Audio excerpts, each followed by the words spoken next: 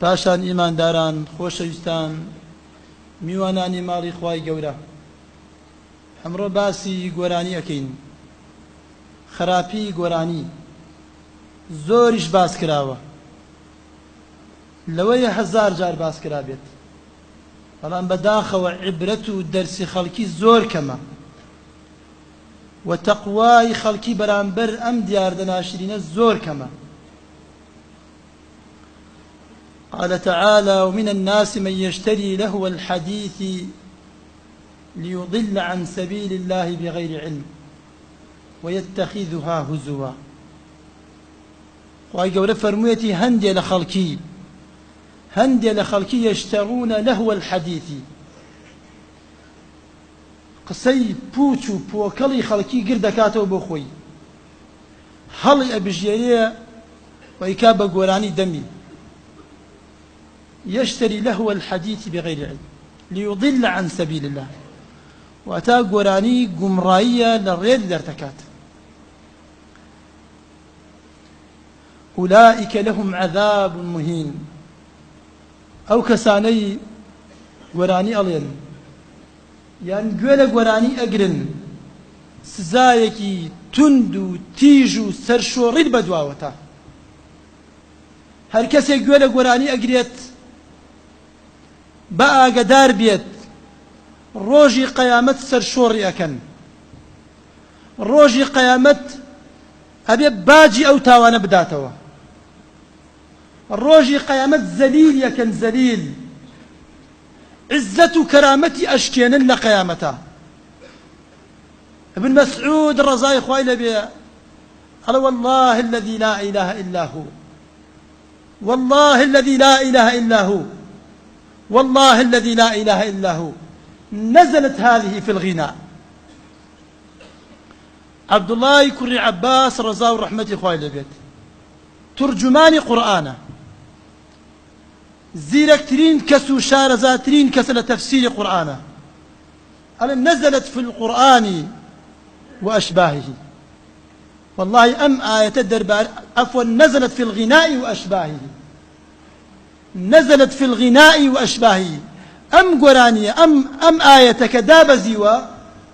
والله درباري قراني وأوشوا بقراني أشبهته. في غمر إخوة صلى الله عليه وسلم فرميتي تبيت طائفة من أمتي على أكل وشرب ولهو ولعب ثم يصبحون قردة وخنازير. في غمر إخوة صلى الله عليه وسلم شن وعدك بيمان دا شن نشاني آخر زمانك بيمان وت زور بها تدي وهندك ما وأبي بتشاوي خمان ببينين هالشت يك بيغمر إخوة صلى الله عليه وسلم وعدي دا أبي يقينت وابي سطاصت أجر تو بتشاوي خود نيبيني كسانك لم أمة دين أبي بتشاوي خوان ببينن باسي سروتي وقاسروتي كرت أو بتشاوي خمان بينيمان باسي كشتاري زوري كرت أو بتشاوي خمان بينيمان باسي انشقاق القمري كرت خواي قول باسي كرت أو هم بتشاوي خمان بينيمان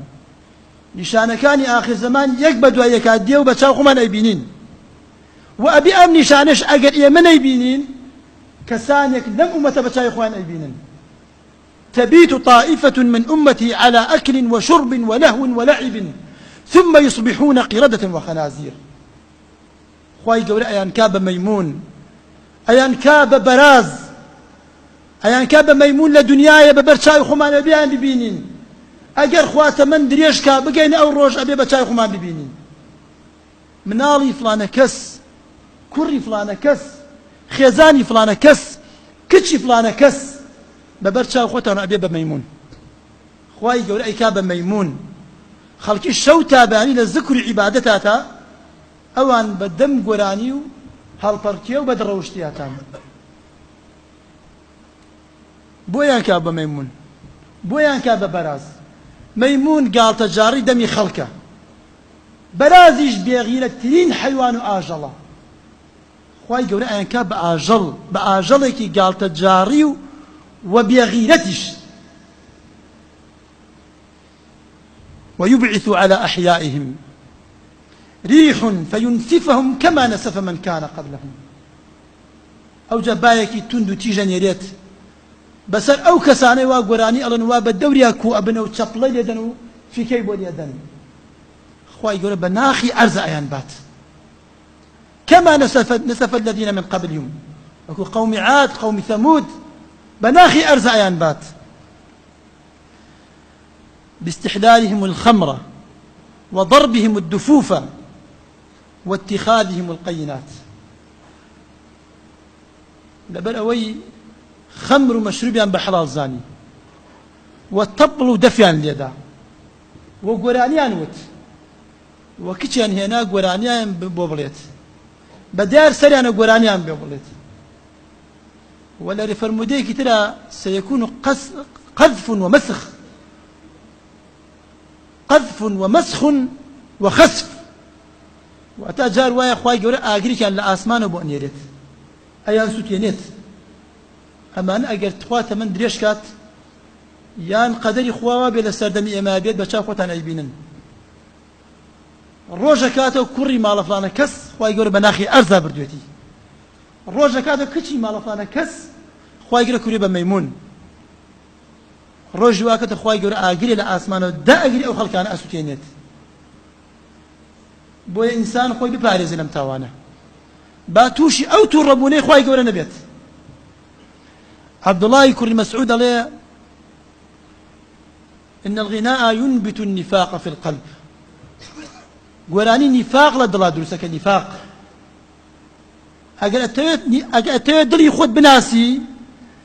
بزان تشني لنفاق ودوري وتشني لنفاق ونزجي لقال قراني تاقي كرو أجل قراني خوش شويت ضل نيابة لنفاق ونزجي أجل بيت خوش نية أو أزاني لإيمان ونزجي الشعبي رحمة إخواني عليه إن الغناء ينبت النفاق في القلب كما ينبت الماء الزرع وإن الذكر ينبت الإيمان في القلب كما ينبت الماء الزرع الشعبي رحمة إخواني عليه قولاني نفاق لا دلا دروسكات وقت شون آيو زرعات يبدي بقشته ودروس بيتوا أو ها نفاق لا دلا أقشته ودروس بيتوا بقولاني والذكرش ضل آودانا كاتوا هر سنة الذكر بكي إخواني يقول ضلت آودانا كاتوا ضلت أقشتوا لا إيمانا نزق بيتوا إيمانا فرو كاملة بيتوا لداخل بناو ما نبقري أقل جنيه سد درقاي مزقوتو دابني بخوا زور ما انت هذا شيء موبايلك بري قرانية يا باشا خل قيامة ملائكة دس بدست قريت هامولا سرد نسيوا ما يلفظ من قول إلا لدي رقيب عتيد أي شيء لو كاتيا يا أخوي يقول حياة ما نبدا قيامة يا ما أهلي مزقوت وهلي جماعة بو موبايلك ما بر قراني بو موبايلي من الله كان مان تلفزيون كان مال مان روشتا يا ورق قراني بو سئل مالك عن الغناء مالك رحمتي خوينا ببسيان اللي كده الباري قراني قال إنما يفعله الفساق عندنا ودي أو قراني أو لا إما فاسق نبيت نقراني أو نقوي لي أقريت إيش فاسق كان إيش مسلمان نية إيش أهل مسجود نية إيش لا إله إلا الله نية إيش أهل لا إله إلا الله نية إيش كسانيك نين رويان بين الرجل قيامة دموشاي بدموشاي في غمر إخوابك صلى الله عليه وسلم أو كسان الشر مزارن شربك اللي في غمر إخوان قيامته خوان رويان رشكات الحطيئة حطيئة شاعري ولا شاعرة كان عرب أصمعي رحمتي إخواني اللي عليه كان سؤولا ملحفا دني النفس كثير الشر قليل الخير قبيح المنظر رث الهيئة مغموز النسب فاسد الدين بخيلا كثير التهجي الله حطي أكابرايك بو شاعر بلا شاعر كان عرب الله كابرايك بو زور بيرزبو وصوالي زور كرد ونفسي نذنبو لهر كاريك شر آماد بو لهر كاريكي خيرا دور بوليوا جلو برگی زور پروپاتال بو دیمنی زور ناشرین بو پیاوێکی پیسکە بوو و نەسەبشی کەس نێزانی نەسەبی کێیە کەس نێزانی باوکی کێیە کەس نەما جنێوی پێ نەدا بە شعرەوە جنێوی بە خەڵکەدا و دینی زۆر خراپ بوو ڕۆژە لەسەر ئیسلام بوو ڕۆژە لەسەر ردەت بوو حطيئة نزل الحطيئة وابنته مليكة ببعض أحياء العرب خوي يكسكي سرداني كومر خلقاني كرت سرداني مالي كان كرت خوي يكسكي كدابز شو فقام صاحب الدار بالغناء خاون مالك لو ديو ولا بش برده ولا سكير بقولاني وتن أمبيا وبي الرياضة ولا الرؤيا أمبيا وبي حرمتا أمبيا وبي قدرة بزانم موقفي شيء برامبر قراني بزانم شيء يا وتي يا شاعر يا أخ العرب كف عنا غناءك وتي براكم بس قراني مليا قال ولما يا شاعر العرب قال إن ابنتي مليكة معي قال وما شأني وشأنها قال إن الغنى بريد الزنا ورائد من رائدة الفجور ولا أرضاه لابنتي دسي كربة قراني وتن أيش بس قراني مليا